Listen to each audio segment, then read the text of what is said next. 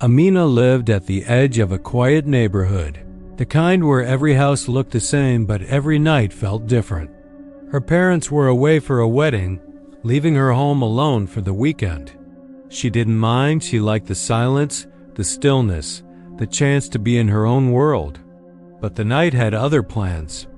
It was nearly midnight when she curled up on the sofa with a warm cup of tea. The house was dim, lit only by the flickering lamp beside her.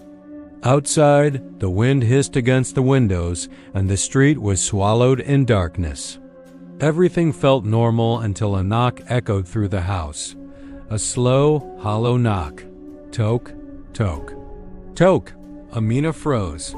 No one visited this late. She moved toward the window and peeked outside, but the porch was empty. Another knock, this time louder. Toke, toke. She stepped back from the door. Her heartbeat echoed in her ears. "Who's there?" she called, trying to keep her voice steady. No answer, just silence. After a minute, she convinced herself it was probably a prank or the wind banging something loose. She sat back on the sofa and tried to continue watching her show, but her eyes drifted constantly toward the front door. 10 minutes later, the knock came again. Toke, toke. Toke, but this time not from the front door. It came from the back of the house. Amina felt her blood run cold. She turned off the TV and listened carefully. The knock came again, 3 slow taps, this time from the kitchen door. Something or someone had moved around the house. Gathering her courage, she tiptoed toward the kitchen. The door's frosted glass window showed nothing but blurred shadows, but she felt that something was standing on the other side, watching, waiting. She didn't open it. Instead, she backed away slowly and went upstairs to her room. She locked the door, grabbed her phone, and tried calling her parents, but the signal was gone, completely dead. A cold shiver crawled across her skin. She sat on her bed, hugging her knees. Minutes passed with no sound. Then, her bedroom window creaked. Amina whipped her head around. The curtain fluttered even though her window was locked. A faint tapping began on the glass. Toke, toke, toke. She crawled backward until her back hit the wall. The tapping grew louder, more aggressive. She didn't dare move. Then, just as suddenly as it began, it stopped. Silence took over the room. Amina forced herself to peek through the curtain. Nothing. Just the empty yard. She felt foolish. Maybe she was overreacting.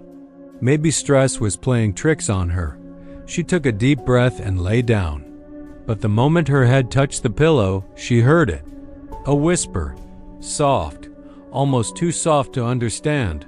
Amina. She bolted upright. Someone was inside the house. She grabbed her flashlight and crept out of her room, trembling. The hallway was pitch black. She reached the stairs and shined her light downward. Her heart nearly stopped. A man stood at the bottom of the stairs, tall, motionless, dressed in a long, dark coat. His head tilted slightly as though he were listening for her. His face was hidden in the shadows, but she saw one thing clearly, his hand. Long fingers dragging across the wall, scratching slowly as he breathed heavily. Amina stumbled backward. The flashlight slipped from her hand and rolled down the stairs, landing at the stranger's feet. The dim light illuminated just enough for her to see his smile wide, unnatural, stretching across his pale face like it didn't belong to him. "I found you," he whispered. Amina turned and ran to the nearest room, her parents' bedroom. She slammed the door and locked it, shaking uncontrollably. She crawled under the bed, hands over her mouth to stop herself from screaming. The sound of footsteps climbed the stairs, slow, heavy, unhurried. Thump, thump, thump.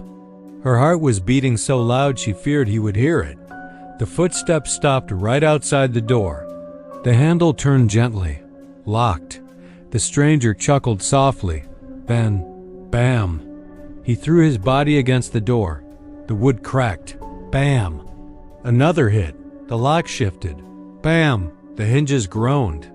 Then everything went silent. Amina held her breath. A shadow appeared under the door, the shadow of someone kneeling.